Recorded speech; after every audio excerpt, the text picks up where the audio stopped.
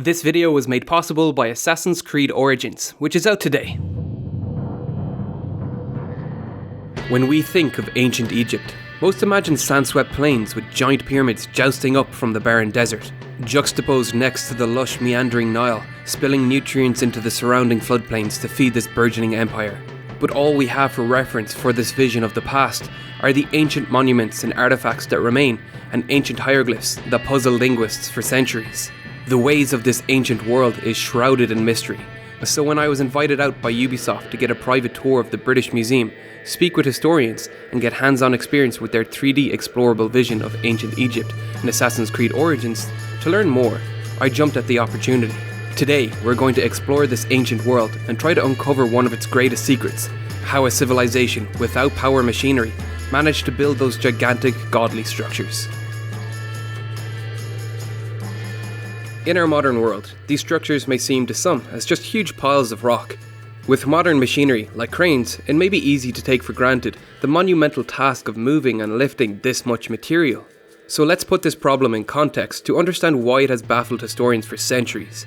The largest of the Great Pyramids, Pyramid Khufu, was the tallest man-made structure on Earth for almost 4,000 years. Pyramid Khufu contains over 2.3 million limestone blocks, each weighing an average of 2.5 tons, which form the interior structure of the pyramid.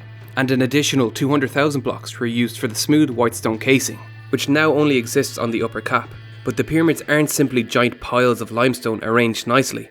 Pyramid Khufu, incredibly, contains massive interior chambers like the King's Chamber, which is supported by massive granite beams, with the heaviest weighing about 40 tons. That's about the same as the maximum allowable weight of a fully laden articulated truck. These stones are located between 43 meters and 65 meters up the pyramid. Just transporting the massive stones to the site from the quarries was a massive undertaking, but other civilizations that predate the Egyptians have achieved similar feats, like Stonehenge or the even more ancient Irish building of Newgrange. The limestone for the pyramids was quarried nearby, much of it quarried directly next to the pyramids, while the granite was likely taken from Aswan and transported to the site on boats. We know from hieroglyphs that the Egyptians used wooden sleds to transport heavy objects, while workers lubricated its movement with water. This was simply a problem of manpower, which the wealthy Egyptian empire was not short on. What has fascinated me is the logistic challenge of building a structure like this. The sequence of events and mechanisms that these ancient engineers used to lift these immense weights into place are a mystery that many have tried to solve, but many theories come up short. To solve this riddle, let's start with what we do know.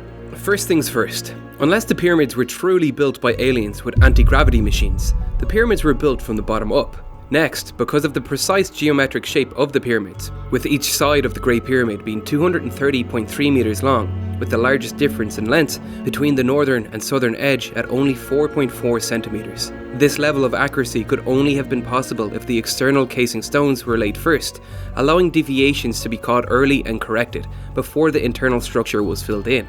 This makes any theories for external ramps or cranes unlikely, as they would have been extremely difficult to attach to the smooth external wall, which was inclined at 52 degrees. Instead, the most prevalent theory suggests a ramp on one side of the pyramid that would raise with the pyramid, but this has its limit.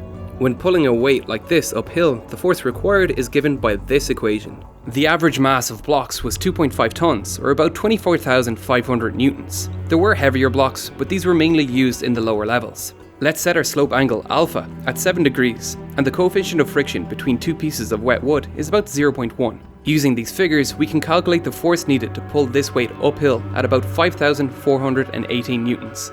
Modern safety guidelines say the maximum any worker should pull is 225 newtons, but since this is a prolonged track and stopping is not an option, most calculate the max each worker would pull at 150 newtons, or about 15.3 kilograms. So that means around 36 workers would be needed to haul this weight. This figure is reasonable, but for every additional degree of slope, at least an extra 3 workers will be needed, which would soon become extremely impractical. The other option of simply elongating the ramp and maintaining the angle is completely unfeasible, as constructing the ramp would be a bigger project than the Great Pyramid itself. Like any modern construction project, these are logistical issues the Egyptians would have had to overcome. This is the core of engineering, trying to solve problems with the tools at hand, and now we have to reverse engineer this problem without knowing exactly what tools the Egyptians had. One of the most convincing theories I have seen from French architect Jean-Pierre Houdin may hold the truth for the pyramid's construction. Jean-Pierre theorised that this external ramp was used to construct up to the height of the King's Chamber at around 43 metres, allowing the heaviest granite stones used to be hauled up this ramp. Granite has often been used in grand historic buildings for its superior compressive strength, allowing the buildings to grow in size. Here, the granite was tasked with supporting the immense weight of the pyramid above the King's Chamber. At this height, the majority of the volume of the pyramid is completed, but we still need a way of transporting those final blocks into place. This is where the innovative part of Jean-Pierre's theory comes in. He proposes that while the first 43 metres was being constructed, the workers also built an internal ramp, which would transport material recycled from the exterior ramp to the top of the pyramid. Now, this theory should be easy to prove. The interior ramp should still exist, but the pyramid is a protected structure. You can't simply take it apart and see what's inside, but we do have tools that can peer inside the internal structure without damaging it. One team used microgravimetry in 1986 to measure the density of different sections of the pyramid. This research produced this image, showing a strange pattern where the green indicates lower density, which closely matches the pattern of Jean-Pierre's predicted internal ramp. I believe this is the most convincing theory to date, but it is yet to be confirmed or disproven. The mystery of the pyramid's construction may remain a mystery forever, but you can explore this mysterious world in Assassin's Creed Origins, which is out today.